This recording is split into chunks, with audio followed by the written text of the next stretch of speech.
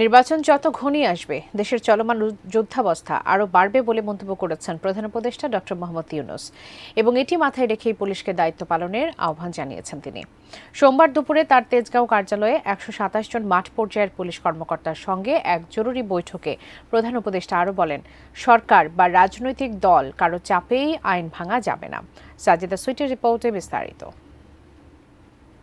দেশের আইনশৃঙ্খলা পরিস্থিতি ঠিক রাখার বিষয় হোক বা সামনে নির্বাচনের জন্য পরিবেশ তৈরির বিষয় হোক, সবটাতেই জরুরি ভূমিকা পুলিশের। গণ অভ্যুত্থান পরবর্তী নতুন বাংলাদেশে পুলিশের মনোবল ফেরাতে সরকারের তাই বিভিন্ন চেষ্টা। মাঠ পর্যায়ের কর্মকর্তাদের সঙ্গে বৈঠকেও প্রধান উপদেষ্টা ডক্টর মোহাম্মদ ইউনূস বারবার পুলিশের অপরিহার্যতা তুলে ধরেন। পুলিশকে অবহেলা করে কিংবা পাশ কাটিয়ে গিয়ে দেশ করতে পারবে না, তারাই সম্মুখ সারির মানুষ। সরকার যাই কিছুই করতে চাক না কেন, যে ভঙ্গিতেই করতে চাক না কেন, শেষ পর্যন্ত পুলিশের হাত দিয়ে করতে হয়। তারা করে দেবে না, তারা এনভায়রনমেন্টের সৃষ্টি করে।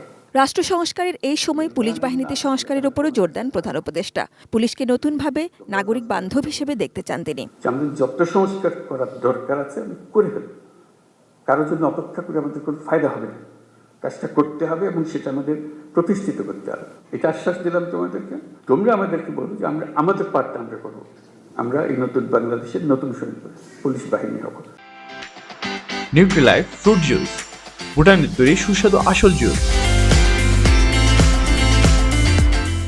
নারী, শিশুসহ সকল নাগরিকের নিরাপত্তায় জোর দিতে এবং দেশের আইনশৃঙ্খলা পরিস্থিতি স্বাভাবিক রাখতে পুলিশের পূর্ণাঙ্গ তৎপরতার উপর জোর দেন প্রধান উপদেষ্টা। প্রযুক্তির সহায়তায় পুলিশকে আরও কার্যকর ভূমিকা পালনে উৎসাহ দেন। আইন যদি না থাকলো তাহলে সরকারও কি, গণতন্ত্র কি, অধিকার কি, মানুষ নাগরিকদের কি, কিছুই থাকে না। সামনের নির্বাচনে বহুমুখী চাপ আসবে, তারপরও আইন মানার ব্যাপারে পুলিশ বাহিনীকে শক্ত থাকার আহ্বান জানান প্রধান উপদেষ্টা ডক্টর মোহাম্মদ ইউনূস। যেহেতু নির্বাচন আসছে, নানা রকমের সমস্যা হবে, নানা রকম চাপ আসবে, ডেসপারেট হয়ে যাবে, আমাদের সেখানে শক্ত থাকতে হবে, আইনের ভেতরে থাকতে হবে, যাতে করে যে সরকার নির্বাচিত হয়ে আসবে সে সরকার আইনের সরকার যেন হয়।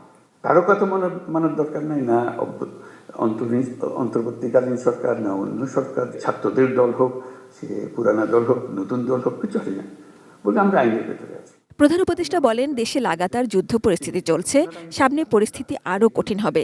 এই বিষয়গুলো মাথায় রেখেই দায়িত্ব পালন করতে হবে পুলিশকে। আমরা একটা কন্টিনিউয়াস যুদ্ধ অবস্থার মধ্যে আছি। আমাকে জয়ী হয়ে ফিরে আসতে হবে, বের হয়ে আসতে হবে। যারা পরাজিত শক্তি তারা সুযোগ গ্রহণ করবে, একটা উস্কিয়ে দেবে, একটা কিছু গোলমাল পাকিয়ে দেবে, এবং প্রথম নজর আসবে পুলিশের নজর।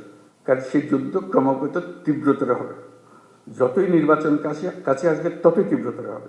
ওইখানেও ফ্রন্ট ফোর্স হলো পুলিশ বাহিনী। সাজিদা সুইটি, এটিএন নিউজ, ঢাকা।